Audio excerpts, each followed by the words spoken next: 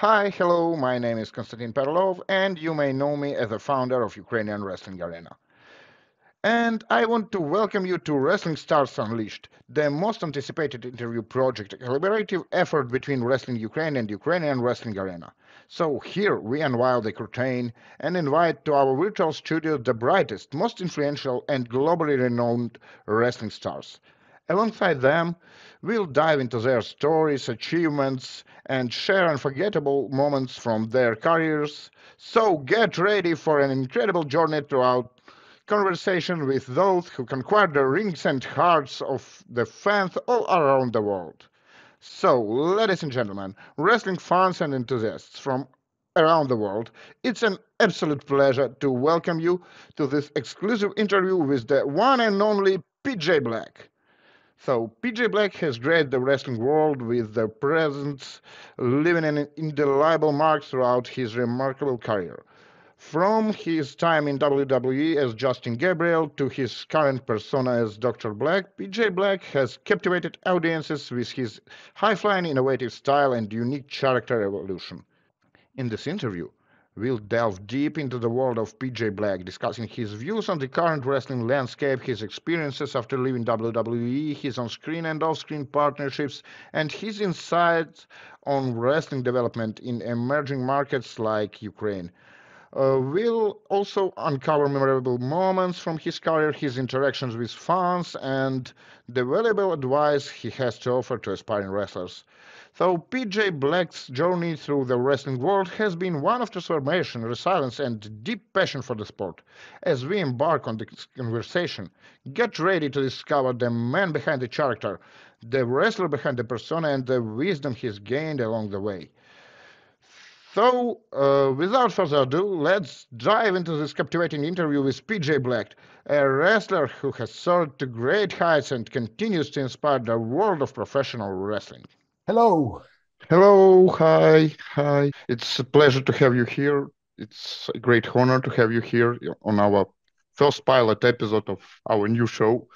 Thanks for having me, by the way. And sorry it took so long. I know we've been playing phone tag for quite a while, but my travel schedule has been hectic the last few months. So appreciate you for waiting, and I'll tell you all about it, I'm sure. No problem, no problem. All our fans will appreciate that you have agreed to take part in our show. So, we have divided, let's say, our interview in a few sections. We have collected questions from our fans.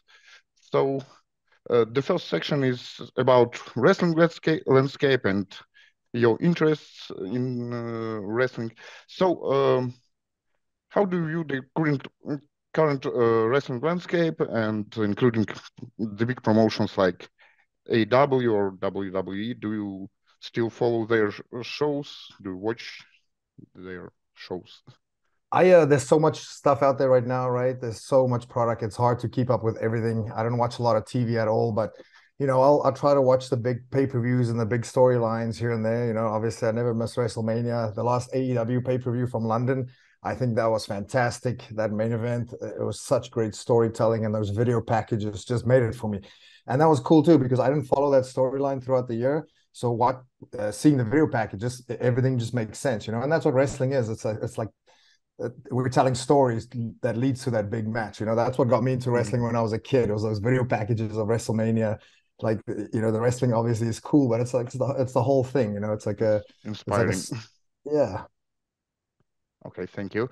And uh, it's maybe a kind of stupid questions because I know that you know about Ukraine and its wrestling stand a little bit, but our fans want to know. So if you know something about Ukraine and its wrestling stand, yeah.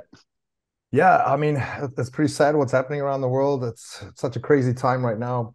My condolences go out to anyone there that has been affected. I have quite a few fans from there who, very loyal fans who text me all the time, and I follow their journey on social media. I have yet to wrestle in Ukraine. I have wrestled in 66 countries around the world. Jamaica a couple of weeks ago was my 66th. That was pretty big for me. But I'm pretty sure I'll get to visit Ukraine sometime. I'm not sure what the wrestling scene is like out there, but I mean, wrestling is growing worldwide. Wrestling is a universal language. And I mean, you and a bunch of fans have reached out to me, so I'm pretty sure there's some awesome things happening in the business there, right? Unfortunately, to be honest, wrestling business is not so, um, let's say, uh, known, established in Ukraine. So it's just starts its existing, let's say. So our promotion, Ukrainian Wrestling Arena, exists only 7 years. Yeah, so yeah, it's we are now the longest existing promotion in Ukraine, but yeah, we are trying to uh, develop to uh, grow an audience and so on. Yeah, and it would be nice to see you after the war ends and after we will get back to regular shows and so on. Many of our fans want to know about your life after leaving WWE. So, can you share your maybe experiences, challenges, transition to life after WWE? Yeah, I after WWE, I've never really worked the independent circuit in the United States. I worked all over the world before that, and I really just wanted to, be an independent contractor and just take bookings randomly wherever I wanted to go and work a lot of people that I had never wrestled before. That's one of my favorite things is wrestling someone for the very first time. So I've been, all over the place after WWE, taking bookings, and eventually I ended up in Lucha Underground for a little while. I was in TNA for a little while. I had no contract, just per appearance, and then I had a really good deal with Ring of Honor before they went under and sold to AEW. But yeah, I'm an entrepreneur. I run a lot of businesses. I start a lot of businesses and sell a lot of businesses. So that's been keeping me really busy. But wrestling is always my first love, my first passion, and I'm trying to get back into it full time right now.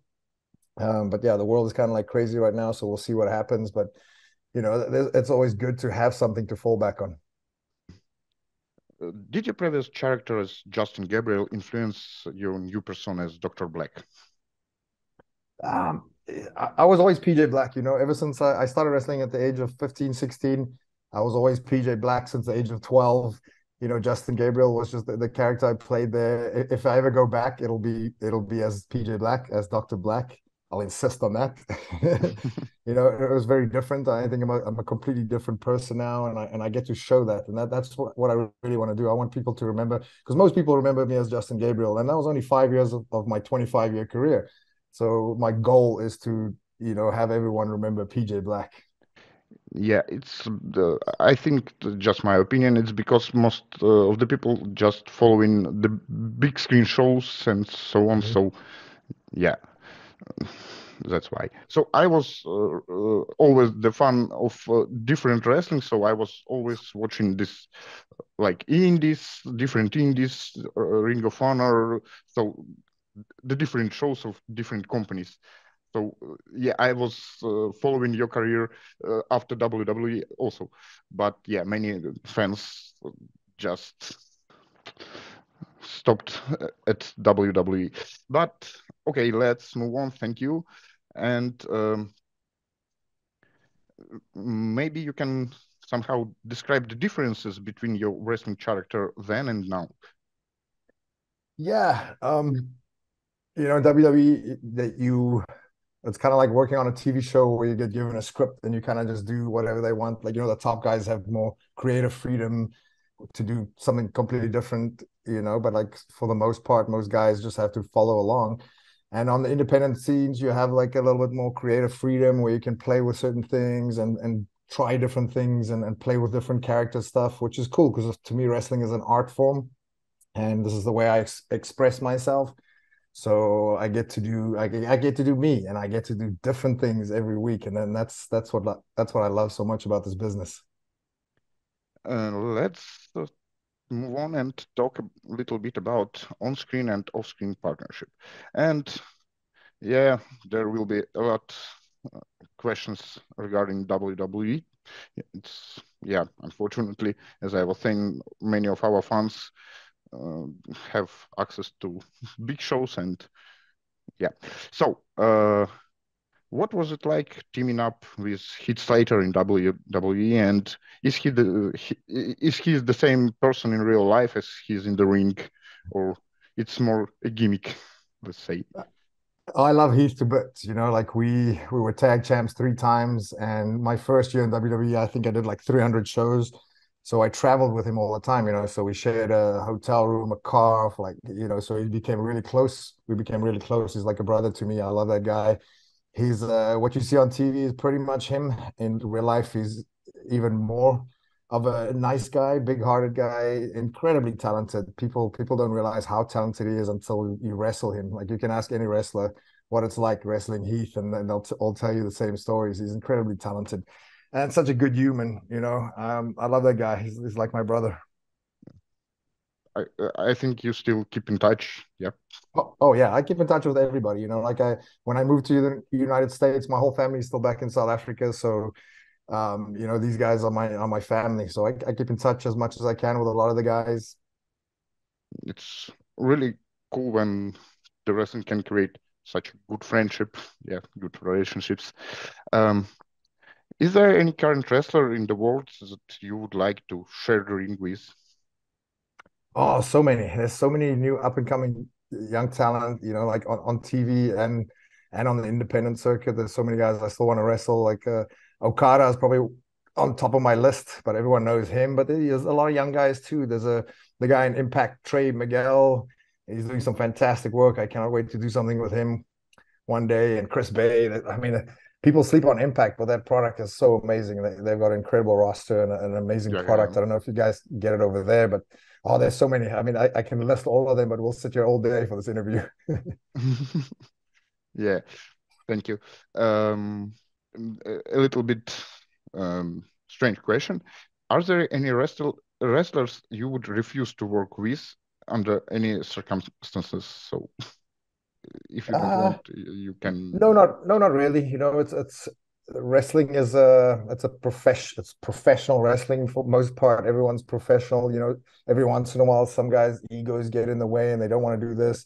It gets really hard to work with that person. But for me, I like creating magic with anybody. I like working. And even if you don't like the guy or you don't agree with the guy, we still kind of work together to put on the best show. And sometimes those are the best matches because then we hit each other extra hard and Sometimes it fans. makes extra chemistry. Exactly. So that, I mean, in our business, that's actually really a good thing if you don't want to work with somebody. Mm. Funny, a bit funny. But in my opinion, in business, you should put your personal feelings a bit aside. Yeah, Exactly. In all business, not only wrestling, in all business, yeah, business, yeah. business and pleasure never mix those. How often fans recognize you in public? How often do you interact with them when they recognize you just on I the love that. streets or something? I look very different now. I got this long beard and this, I change my look so often. So people don't recognize me as often, but people who watch wrestling and then are fans that watch Lucha Underground and watch all the independent stuff. I live in Los Angeles, so going through the airport, actually this weekend I just came back and the TSI guy was like, he looked at me and he yelled really loud. He's like, oh shit, it's PJ Black. Everyone looked, but nobody cared. But it's still cool that you recognize me like this. Do you have a favorite of or maybe memorable moment from your WWE career? And is was there a moment you wish you could have been part of? Oh, there's so many little moments, like the Nexus thing, the first day that will always be memorable. My first and second and third WrestleMania, it's incredibly memorable. Uh, I forget what WrestleMania it was, but the one in Atlanta, that was the first time that my mom got I to see me wrestle live. I So that can't was even imagine. that was really cool for me. Like as a kid, my mom never really believed or thought that I could do it. So so she didn't really care about wrestling. Now she does. She knows everything. She follows everybody online, because she got to go to WrestleMania and she got to meet everybody. So she's like the biggest fan now, and she's like my biggest supporter now, which is awesome.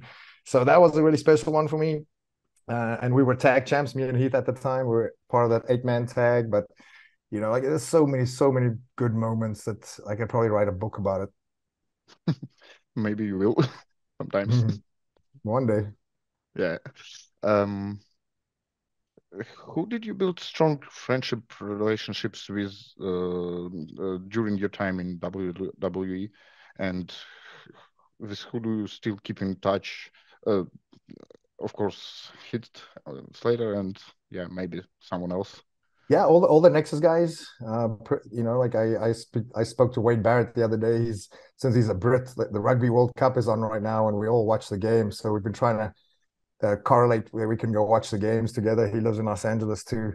But so many guys. I mean, David Otunga. I mean, I don't speak to him often, but he'll always be a close friend of mine. He's helped me out in my life with so many things. He's a Harvard lawyer, so always has good advice, and he always has time when somebody needs him. He's such a good human.